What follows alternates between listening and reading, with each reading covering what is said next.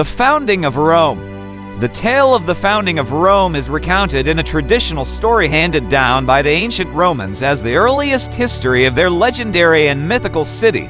This legendary story tells that the most famous of all Roman myths is the story of Romulus and Remus, twin brothers born with the god of war and the Vestal Rhea Silvia. It is said that Romulus and Remus were born in Alba Longa, one of the many ancient Latin cities near the future site of Rome. Their mother, Rhea Silvia, was a Vestal virgin and the daughter of the former king, Numitor, who had been killed and displaced by his brother Amulius.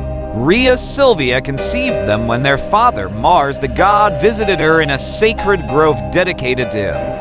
Seeing them as a possible threat to his rule, King Amulius, who inherited Amulius' throne, ordered them to be killed, and they were abandoned by their mother on the bank of the river Tiber to not seeing them die, as compelled the King Amulius. They were saved by the god Tiberinus, father of the river, and survived with the care of others at the site of what would eventually become Rome. In the most well-known episode, the twins were suckled and natured by a she-wolf in a cave now known as the Lupercal. Eventually, they were adopted by Faustulus, a shepherd who took them out of the cave of the she-wolf.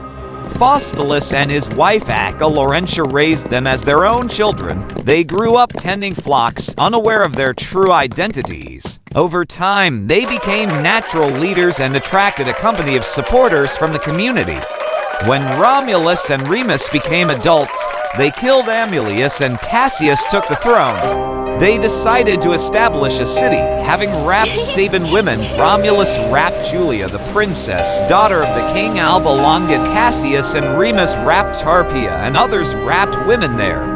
Before creating the city, Remus murmured and insulted his elder Romulus, saying that he's the only one who has to rule their group, for he wanted to become the king of the future city.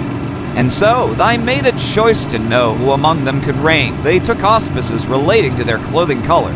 Romulus succeeded with 12 white auspices, while Remus got 6 black auspices.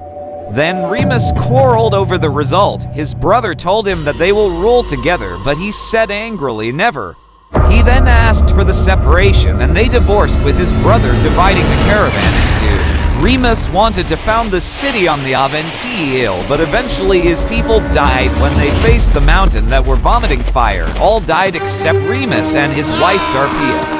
He left Tarpeia and went to fight his brother Romulus. Romulus and his group went straight to Palatine Hill, and they reached the Valley of 7 Hills, where they were about to found the city.